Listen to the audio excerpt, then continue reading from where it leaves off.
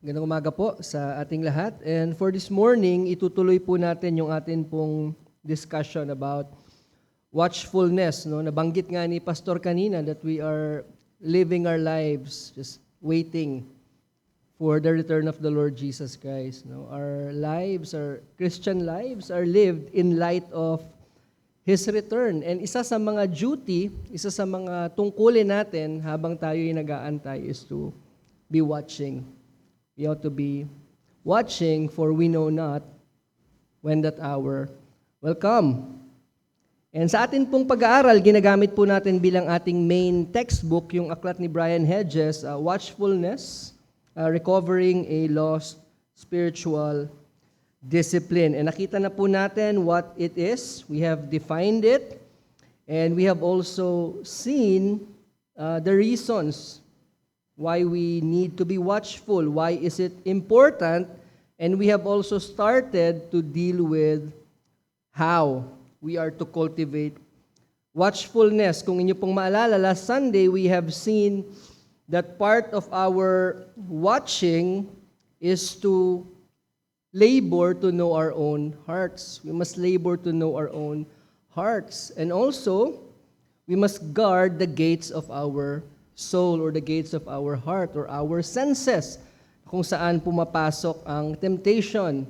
And thirdly, which was our last point last Sunday, we have seen that we don't have to give an opportunity to sin. We must not give an opportunity to sin. So itutuloy po natin yon with three more ways where we can cultivate watchfulness. So manalangin po tayo. Panginoon, sa umaga pong ito, muli kami ay lumalapit sa inyo. We express our full dependence upon you, acknowledging that we can't do nothing. We can't do anything apart from you. Wala po kami, Panginoon, na ma-accomplish. Wala po kaming mabe-benefit. Liban, Panginoon, ito ay inyong igawad sa amin sa inyong biyaya. Kaya't lumalapit po kami sa inyo ngayon, Panginoon. Bigyan nyo kami ng attentiveness. May you also give us the understanding and the willingness to obey and put to practice anumang mga bagay, Panginoon, ang inyo pong ituturo sa amin. Sa pangalan ni Jesus, Amen. So the third thing on how we can cultivate watchfulness is we must store our hearts with the gospel. So yung una, tinitignan natin yung ating sarili. We labor to know our own self, our own tendencies. So, in a sense, it is looking inwardly towards ourselves. And then we also guard or we block yung mga entryway or yung mga pasukan ng temptation, and we also labor not to give an opportunity to sin. Kasi once we give sin an inch, it will take the whole mile. But now, we must do also to store our hearts with the gospel. See, cultivating watchfulness involves both negative and positive disciplines. So we avoid sin, we mortify sin, and yet we must set our hearts on the Lord Jesus Christ as well. Ano ba yung nagdidictate ng ating mga kilos, ng ating mga gawe? Saan ba nanggagaling yung ating pananalita? It is from the things that are stored or the principles that are already stored in our hearts. Sabi ng Panginoong Hesus, a good man out of the good treasure of his heart brings forth good things, and an evil man out of the evil treasure brings forth evil things. And that's in Matthew 12:35. So the principles that are stored, yung mga bagay that we store na iimbak sa ating mga puso, yun yung mga bagay na lumalabas sa ating mga kilos at sa ating mga gawi.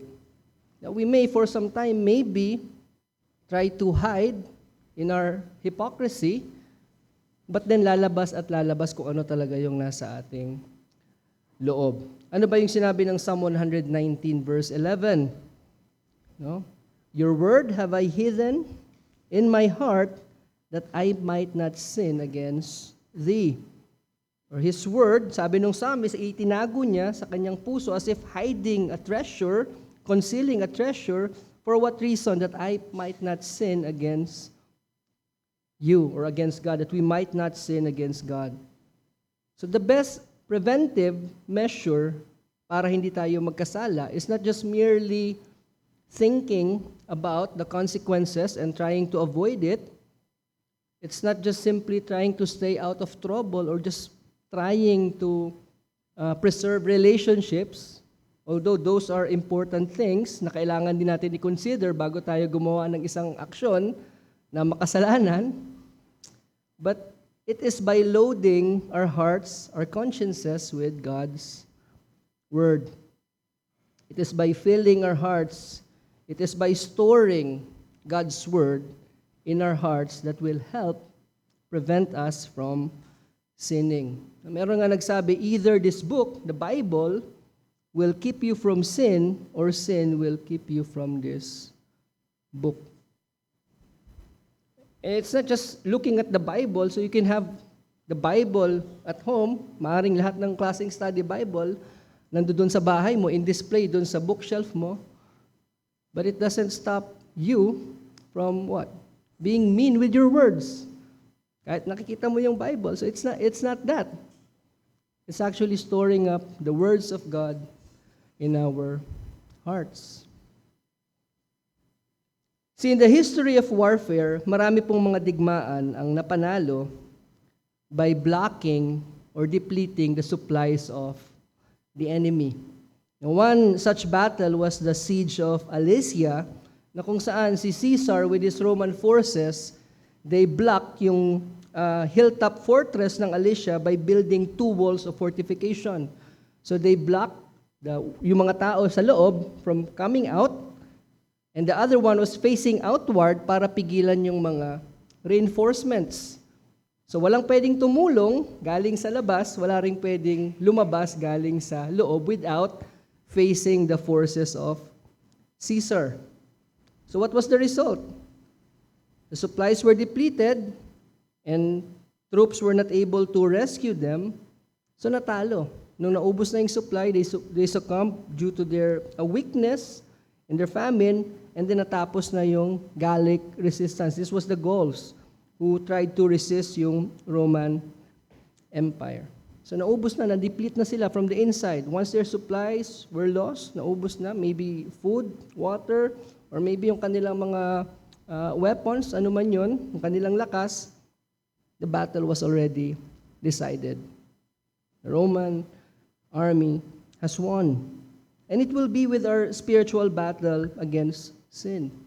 Sa ating pakikibaka, araw-araw tayo nakikibaka sa kasalanan. Not a day will pass sa ating pananatili sa lupang ito na hindi tayo makikibaka sa kasalanan. From the moment we wake up, till the time na ipikit natin yung ating mga mata sa ating pagpapahinga, tayo ay makikibaka sa kasalanan. The only moment na sa tingin natin ay hindi tayo nakikibaka sa kasalanan ay pag nahulog na tayo doon sa kasalanan ng complacency.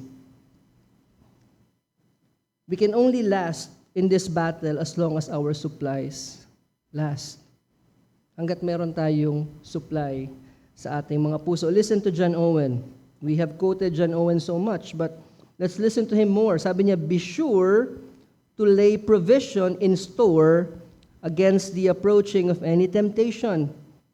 This also belongs to our watchfulness over our hearts. Maghanda, mag-imbak po tayo. Let us hoard, if we will, supplies against temptation. Sabi niya, when an enemy draws nigh to a fort or castle to besiege and take it, oftentimes if he finds it well manned and furnished with provision for a siege, and so able to hold out, he withdraws and assaults it not. If Satan, the prince of this world, come and find our hearts fortified against his batteries and provided to hold out, he not only departs, but as James says, he flees. Gospel provisions will do this work, that is, keep the heart full of a sense of the love of God in Christ. This is the greatest preservative against the power of temptation in the world. So the devil knows if our hearts are stored or filled with the gospel. And at times, he may try to attack, but soon as he finds out, he flees. Why? Because we are able to resist him. How does he know a person whose heart is filled with the gospel? Person is able to resist him. Resist the devil and he will flee from you. And so that is our greatest preventive against sin. But ano ba yung ibig sabihin ni John Owen by gospel provisions? What are the gospel provisions? He is talking about the promises of the gospel, yung mga pangako, the blessings of the gospel, and we must know them. We must labor to know them. What's in it for us with the gospel in contrast to the threats of the law? Ano ba yung mga banta ng batas ng Diyos? Fear of death, of hell, of eternal punishment, the terror and the wrath of the Lord in them. Now, John Owen is not saying na isang tabi natin yung mga bagay na it's good to reflect and know those things, to keep those things in mind. But those are not enough. Sabi ni John Owen, those things are easily conquered. No matter how much we put before our eyes, yung eternal punishment, yung threats of the law, the consequences of breaking the law of God, madaling nagagapi yun kung hindi rin natin pupunuin yung ating sarili ng mga pangako na meron tayo, yung mga benefits na meron tayo doon sa Ebanghelyo. Now, many people might fear death and hell, and yet they are so easily overcome by temptation. It's not enough. It is a good tool, but it's never enough. You must have both. You see, people tend to forget the danger when caught up in the fun. Diba? Minsan, lalo na nung siguro, mga bata-bata pa tayo, may mga gawain tayo na kahit delikado, dahil ang saya-saya nung ginagawa natin, hindi natin naiisip na delikado na pala yung ating ginagawa. We are so much caught up in the fun. Again, John Owen, sabi niya, but store the heart with a sense of the love of God in Christ, with eternal design of His grace, with a taste of the blood of Christ and His love in the shedding of it. Get a relish on the privileges we have thereby, our adoption, justification, acceptance with God. Fill the heart with thoughts of the beauty of holiness as it is designed by Christ for the end, issue, and effect of His death. And thou wilt, in an ordinary course of walking with God, have great peace and security as to the disturbance of temptation. So what he's saying is we must always fill our minds, our hearts, with the cross of Christ and what it has afforded for us. Our adoption. Just think of it for a minute. How we as unworthy sinners were accepted into the family of God. Hindi lamang niya tayo pinatawad. Pwede namang pinatawad lang tayo eh.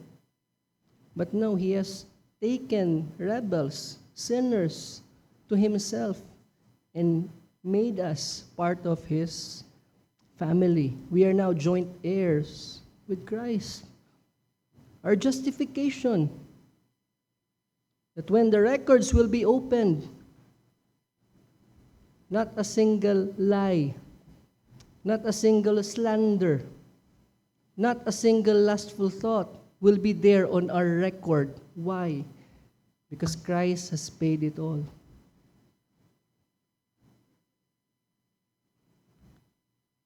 Our acceptance with God. Kung tayo nahihirapan tayong tanggapin minsan yung kapatid na sa tingin natin malaki yung kasalanan sa atin, gaano kalaki yung kasalanan natin ba sa Diyos? Tinanggap niya tayong buo dahil kay Kristo. And we must fill our hearts with the beauty of holiness. The thought that one day we will be like He is when we shall see Him as He is. We will be perfect in holiness. We will be made perfect in righteousness. And this is what Christ died for. to make us perfect in holiness. Yung ating glorification, yung end ng ating salvation. See, if we forget these things, wala tayong supply, wala tayong panglaban sa temptation. Ano man yung mga bagay na sa tingin natin, mga bala natin, panlaban natin, madaling mauubos. And if we have so little thought of these things, how are we gonna fare in this life na kung saan walang tigil yung pag-atake ng kaaway, walang tigil yung pag-atake ng temptation? Just think of a moment, sabihin natin 3 hours na saan walang temptation na dumating sa atin, or maybe an hour. May maalala ba tayo? That we are not tempted to think idle thoughts, say idle words. Sabi sa Biblia, we will be judged according to our idle words. May oras ba na lumipas na hindi tayo na yung isip natin ay punong-puno lamang ng bagay na magbibigay kaluwalhatian sa Diyos? That we don't have this foolish or vain thoughts. See, we are constantly bombarded. And again, sabi dito, we must then fill our hearts. You see, our hearts are never empty. It will always be filled with something.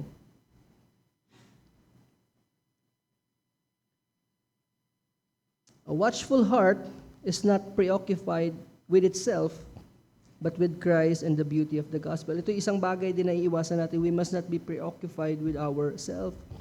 At the very heart of our discussion about watchfulness and how we can successfully carry it through, paano ba natin maisasagawa ng matagumpay yung pagiging mapagbantay natin or our watchfulness, at the very heart of it is the gospel.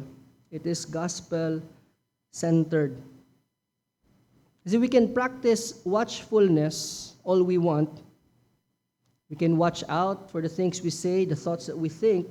Pero kung hiwala yung gospel, we become what? Pharisees. We act like Pharisees. So secondly, we must keep a steadfast focus on Christ. We must keep a steadfast focus on Christ. This is, you see, one of the most underrated reasons kung bakit tayo nahuhulog ng paulit-ulit is so much introspection. So much introspection. I know na-discuss natin that part of what we should do for our watchfulness is to labor to know our own heart. So are we contradicting ourselves here? Hindi po. We must be careful to make the distinction between laboring to know our own hearts than looking too much sa ating mga sarili. You see, we are prone to fall into the trap of turning our gaze inward na masyado tayong nafo-focus sa ating sarili. Those are two different things. Laboring to know our own hearts and turning our gaze towards ourselves. You see, introspection or gazing towards ourselves, it makes our vision narrow and nearsighted. No? Ito yung nagpapahina sa ating kaluluwa as our minds are taken away from God, the Father, Son, and the Holy Spirit, and saan nababaling yung ating paningin sa ating mga sarili na lang. Focus tayo dun sa ating kahinaan. Focus tayo dun sa kakulangan natin ng repentance. Kakulangan natin ng pananampalataya. Nakafocus tayo dun sa ating paulit-ulit na lang na paghulog sa same sin. How we have exerted so much effort and yes, we failed. When we think of that, when we think of those things, we are actually looking towards our own self. When we try to believe our own faith, and we try to trust our own repentance and ability to do so. But however, our gaze should be forward, upward, and onward. The practice of watchfulness requires vigilance over ourselves. Kailangan bantayan natin yung ating mga sarili, but it must never be focused on ourselves. No, sa ating previous lesson, expectancy is a vital ingredient of watchfulness. Ano ba yung ibang ingredients? Wakefulness, attentiveness, vigilance, and expectancy. So we must move forward. We must watch with our eyes looking forward in anticipation of the return of our Lord. Matthew 24:42, sabi doon, "Therefore, stay awake, for you do not know on what day your Lord is coming." Matthew 25:13, "Watch therefore, for you know neither the day nor the hour." And again, Luke 12:37, sabi doon, "Blessed are those servants whom the master finds awake when he comes. Truly I say to you, he will dress himself for service and have them recline at table, and he will come and serve them." And again, the risen Christ in Revelation 16:15, sabi niya, "Behold, I am coming like a thief. Blessed is the one who stays awake, keeping his garments on, that he may not go about naked and be seen exposed." So watching involves anticipation. It involves an upward look. Tumitingin tayo paitaas. Sabi ni Pablo sa Colossians 3:1-2, "Set your minds on things above, where Christ is seated at the right hand of God." Sa mga marunong po sa atin magbisikleta, malamang nung tinuturuan kayo, o nag-aaral kayo magbisikleta, malamang narinig nyo na yung advice, huwag kayong tumingin doon sa manubela o doon sa front wheel. Tumingin kayo sa harapan. Pero napakahirap pa din kasi si David, nung tinuturuan ko doon talaga siya nakatingin sa paano siyang pumadyak, kaya nahihirapan siya magbalanse. But we must look forward. And ito rin yung ginagawa ng mga marathon runners. Yung kanilang paningin is looking forward hanggang dumating sila sa punto na matatanaw na nila yung finish line. And that's what they do. They don't look sideways, they don't look down. Always forward yung kanilang paningin habang sila ay tumatakbo, dahan-dahan na umuusad hanggang makarating sila doon sa finish line. So as Christians, how do we run the race? Hebrews 12:2, "Looking unto Jesus, the author and finisher of our faith." Nasaan yung ating paningin? Nasaan yung ating paningin? John Owen, he encourages believers, ano sabi niya? Live in constant contemplation of the glory of Christ. Do we even meditate? Do we even contemplate on the glory of our Lord Jesus Christ? And why? Bakit niya ibinigay yung ganong encouragement, or why does he give that advice? Because he believes that when the mind, sabi niya, is filled with thoughts of Christ and His glory, when the soul thereon cleaves unto Him with intense affections, they will cast out the causes of spiritual weakness. When the mind is filled with thoughts of Christ and His glory, and when our soul cleaves to Him with intense affections. How is our affection towards the Lord Jesus Christ? I'm not asking if you have affection towards Christianity or towards any other thing, like theology, ano man yung mga bagay. But towards Christ, how is our affection towards Christ? Do we have this deep longing? Do we still experience the sweetness of the fellowship with the Lord Jesus Christ? Or have we reduced yung ating Christianity with a set of do's and don'ts? With maintenance, just trying to maintain. Napakalungkot nito sa isang relasyon that you're just trying to keep the marriage together. Just trying to keep from separating. Pero wala na yung romance, wala na yung love, wala na yung affection, wala na yung delight. Pero hindi ba yun madalas nangyayari sa atin, sa ating buhay Kristiyano? If it were not the Lord Jesus Christ holding us, matagal na tayong lumayo sa Kanya. But are we doing something on our part to keep yung flame ng ating affections, ng ating pagmamahal para sa Kanya burning. Mahal naman ako ni Kristo. He will never let me go. But if we are really believing that, then dapat meron din tayong longing. Naalala niyo yung mga previous nating lesson? A soul that is enjoying the sweetness of the fellowship with Christ will not rest until mahanap niya ulit yung ganong experience. We will be bothered at the departure of Christ. We will be troubled. Pag sa tingin natin, parang ang layo na natin sa Diyos at ang layo ng Diyos sa atin. Parang hindi na dinidinig yung ating mga panalangin. When we read the Bible and really, it's just reading the Bible.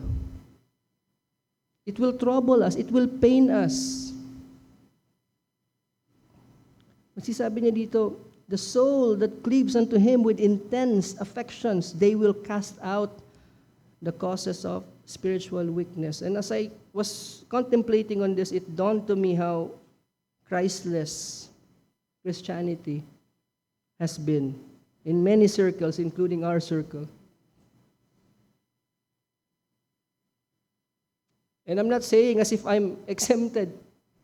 Ako muna, how Christless madalas yung ating buhay Kristiyano. I'm doing this. I'm practicing these things. But where is Christ in the center of all those things?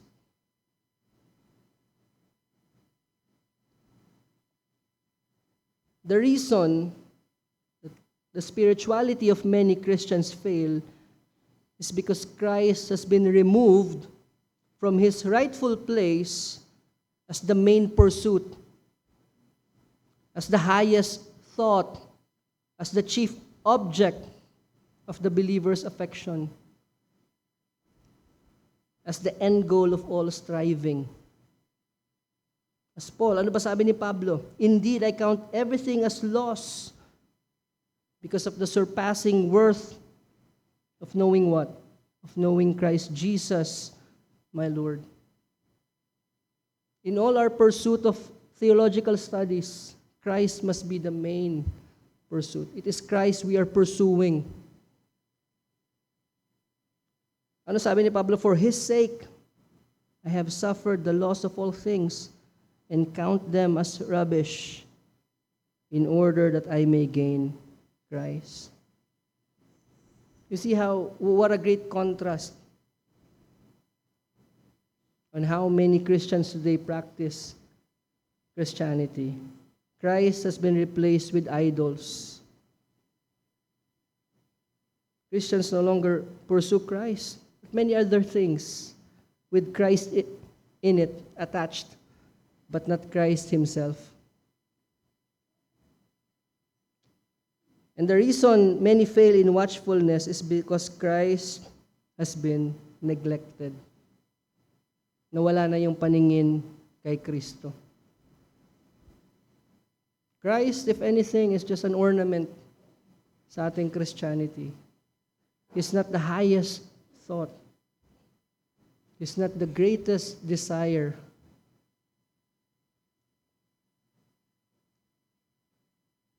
Only a steady sight, a constant look to Christ can produce true watchfulness. We will never truly be watchful if we will not set our eyes on Christ. You've heard about Robert Murray McCheyne. Sumulat siya sa isang tao na hindi niya pa nakikita o nakikilala, ngunit ipinaalam sa kanya yung kalagayan. Ano yung kanyang advice? Do not take up your time so much with studying your own heart as with studying Christ's heart. For one look at yourself, take 10 looks at Christ. And that is the key. That is the key. Every time we look at ourselves, we look to Christ all the more. And let's look at His example, because He followed the advice that He gave to others. And part of His program for reforming His personal life involved the regular practice of confessing His sins. Hindi lamang siya, Lord, forgive me for all of my sins. Amen. General. First John 1:9 naman eh. In the previous circle that I belong to, laging joke yun eh. Okay lang yan, may First John 1:9 naman. And that's really, really a sad commentary na ganun yung lumalabas. That thing will even be uttered by professing Christians. Sabi niya, as a young preacher, he desired to be famous, to be well known. Hindi, biro lang po. He desired to maintain a clear conscience. Always washed in Christ's blood. End quote. He desired to maintain a clean conscience, always washed in Christ's blood. Ibig sabihin, he always goes back to the gospel. Bumabalik siya dun sa biyaya ng Diyos, sa ebanghelyo. And because he wanted to maintain a clear conscience, this led him to plan. He has a plan for confessing his sins. And again, dapat mahiya tayo when we read about these things. He plans regular times in his schedule for self-examination and confession. Ito yung kanyang sinulat. Quote, I think I ought at certain times of the day, my best times, hindi yung tira-tirang oras, say after breakfast and after tea, to confess solemnly the sins of the previous hours and to seek their complete remission. He was very thorough. What are the things that he confessed? The sins of his youth, the sins before and during conversion, sins against light and knowledge, mga kasalanan na ginawa niya despite of his knowledge of God's law, sins against love and grace, sins against each person of the Godhead, Father, Son, and Spirit. Ito pa yung sinulat niya. He writes, I ought to look at my sins in light of the holy law, in light of God's countenance, in light of the cross, in light of the judgment seat, in light of hell, in light of eternity. So he looks at his sins using these different lenses. He considers his sins in light of the holy law. How is this sin breaking God's holy law? How is this sin against God? How does this sin, a sin against the cross, against the judgment of God, against hell, and all things? And he even purposed to examine his dreams, yung kanyang mga daydreaming, even yung kanyang mga pursuits, habits of thought, feeling, speech, and action. He thinks about the slander of his enemies, and even the bantering of his friends. His regimen for self-examination was detailed, exhaustive, and systematic. Now, I'm not saying that we do exactly as he did, but it should give us an idea on how thorough we should be in dealing with our sin. We should leave no stone unturned. Kaya nga kahit yung mga kasalanan na hindi nating alam pinapanalangin natin, ipaalam sa atin ng Diyos, ipakita mo sa akin, ihayag mo sa akin, Panginoon. Ano ba yung mga kasalanan na nagagawa ko that I am truly not aware of? Reveal them to me. Show me. Expose me, O Lord. But then again, it seems like introspection. Again, it seems like a contradiction. But then again, look at how Christ-centered his approach is. In his confession, in his pursuit of maintaining a clear conscience, he is very Christ-centered. Ano sabi niya? I ought to go to Christ for the forgiveness of each sin. So once he is made aware of his sin, he goes to Christ for the forgiveness. Sabi niya, in the washing of my body, I go over every spot and wash it out. Should I be less careful in washing my soul? Mas malinis ba tayo sa ating mga katawan kaysa sa ating kaluluwa? Now, of course, alam natin na hindi naman tayo yung naglilinis, but you know what it means. It is not uncommon to feel reluctant to go to Christ pag paulit-ulit na yung kasalanan. I've heard this from well-meaning Christians. Ayoko na, nahihiya na akong lumapit sa Panginoon kasi ito na naman, the same sin. Ko-confess ko na naman. Hiyang-hiya na akong humarap sa Panginoon. And McShane has also experienced this. Sabi niya, I feel when I have sinned an immediate reluctance to go to Christ. I am ashamed to go. I feel as if it would do no good, as if it were making Christ a minister of sin, to go straight from the swine trough to the best robe, and 1,000 other excuses. But I am persuaded they are all lies direct from hell. Ano ba yung sinasabi niya? What is he saying? Sabi niya minsan, yung paglapit ng paulit-ulit kay Kristo to confess and ask for forgiveness is something that seems like making Christ a promoter or supporter of sin. Para bang napaka-konsentidor. Parang it makes Christ konsentidor sa kasalanan. Kasi paulit-ulit akong lalapit sa Kanya, paulit-ulit niya akong patatawarin, parang ayoko na lang. But He knows, those are lies straight from hell. Sabi niya, if Christ allows me every time to go from being filthy with sin to becoming very clean, sabi niya, from the swine trough to the best robe, then it seems it's making Christ a minister of sin. And it does not sound right. Meron siyang ganung struggle. And so he argues with himself, he opposes that thought with Scripture. Sabi niya, John, the Apostle John argues the opposite way. And he quotes John, 1 John, if any man sin, we have an advocate with the Father. Jeremiah 3:1 and 1,000 other scriptures are against it. Sabi niya, I am sure there is neither peace nor safety from deeper sin, but in going directly to the Lord Jesus Christ. This is God's way of peace and holiness. It is folly to the world and the beclouded heart, but it is the way. I must never think a sin too small to need immediate application to the blood of Christ. If I put away a good conscience concerning faith, I make shipwreck.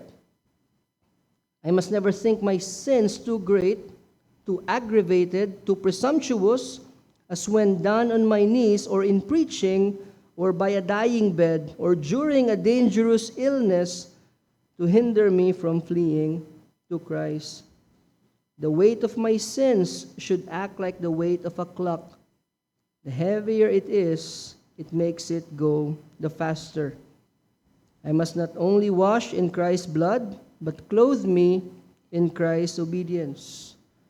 So there's no sin so small or too great for him not to come confessing and asking forgiveness and running to the Lord Jesus Christ. Whatever it is, no matter how small it is in his estimate or how big it is, it must be dealt with quickly with confession and repentance. Again, to quote McShane, for every sin of omission in self, I may find a divinely perfect obedience ready for me in Christ. For every sin of commission in self, I may find not only a stripe or a wound in Christ, but also perfect rendering of the opposite obedience in my place, so that the law is magnified, its curse more than carried, its demand more than answered. To sum this up in one phrase, he runs to the sufficiency, he clings to the sufficiency of Christ. For every sin, whether it's a sin of omission, things we should be doing but we did not, or commission, things we should not be doing but we did. For every sin, Christ's perfect life, his active obedience, and his atoning sacrifice is sufficient to cover for everything. And so therefore, he must run to Christ. If he is to maintain a good conscience as a minister of the gospel, no sin must not be left unconfessed. Every sin that at least he is made aware of must be dealt with the blood of Christ. He does not just look at the cross of Christ. He also clings to the work of Christ in his active obedience. For every disobedience, meron kaakibat na pagsunod si Kristo. Yung mga bagay na dapat nating ginagawa, ginawa rin ni Kristo. Yung kapatawaran, ay yung kaparusahan na dapat na sa atin tinanggap ni Kristo. So you see how full yung salvation na ibinibigay ni Kristo. And He is so conscious of His sins, yet He is not so self-conscious. Hindi po na-obstruct yung kanyang paningin, but instead, the consciousness of His sins made Him run to Christ. See, watching over our hearts does not mean losing sight of Christ. It should drive us to the Savior. Dapat yun yung nangyari. Every time we look sa ating sarili, nakita natin, we do the work of self-examination, it should drive us to Christ. We should not stay there. Again, McShane, Christ is our substitute, and His atoning work more than compensates for our sins. I ought to see the stripe that was made on the back of Jesus by each of my sins. See, there's no transgression, there's no sin, there's no stain, no filthiness that Christ's death and His obedience cannot cover and cannot forgive. Kaya dapat po nating panatiliin yung ating focus kay Kristo. If we are to move forward, we must keep our gaze upward and forward and onward in anticipation of the Lord's return. And this is the only cure for a wounded conscience. We may have a wounded conscience. This is the cure. Christ is the cure. All the more, natitignan mo yung sarili mo, oh, that guilt is just gonna grow and grow. You will never find relief for a wounded conscience. You will never find a balm for your wounded soul, wounded because of sin, outside of the Lord Jesus Christ. But then again, this is not without the work of self-examination and confession. Because others would be quick to just apply the balm of the gospel without first going through this work. I've read this from John Owen. I just remember it. Pero sabi niya, we should not also be quick to apply the balm of the gospel. Nagkasala ako, no? Of course, there's forgiveness with God. And that's not the way. You see, the path towards that is, again, first, self-examination, confession, of course, repentance. Before then, we can rightly apply the balm of the gospel. We must run to Christ. At pagdating natin, once we come to Him, we must desire to stay there under His feet for safety, for safekeeping. Doon lamang natin matatagpuan yung ating solace, yung ating safety. Jesus told His disciples, John 15:5, "Without me, you can do nothing." Without me, you cannot practice watchfulness. Ano bang bahagi ng buhay natin bilang Kristiyano? Particularly in the area of our battling with sin, battling with the world, dealing with our own weaknesses. Ano bang area doon ang hindi natin kailangan? Si Kristo. Ano bang area doon yung kaya nating ipanalo gamit yung ating sariling lakas? Again, the realization of this reality that we can do nothing outside of Christ will lead us to our next point, which we cannot tackle now. But the next point is we need to prayerfully depend on the Spirit. Once we come to the realization that we cannot really carry on with the task of watchfulness apart from keeping our eyes on Christ and on relying upon our own selves, we must then prayerfully depend on the Spirit. Let's pray. Father, we thank you once again for the things that you have revealed to us this morning, things that maybe many of us already know, but we thank you, Lord God, for reminding us you are a gracious and merciful God. Hindi niyo po kami hinahayaan, Panginoon, sa amin po mga sarili.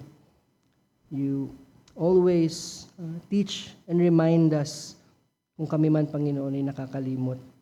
Father, may you help store these fruits in our hearts. May it bear fruit sa amin po mga buhay. Sa pangalan ni Jesus. Amen.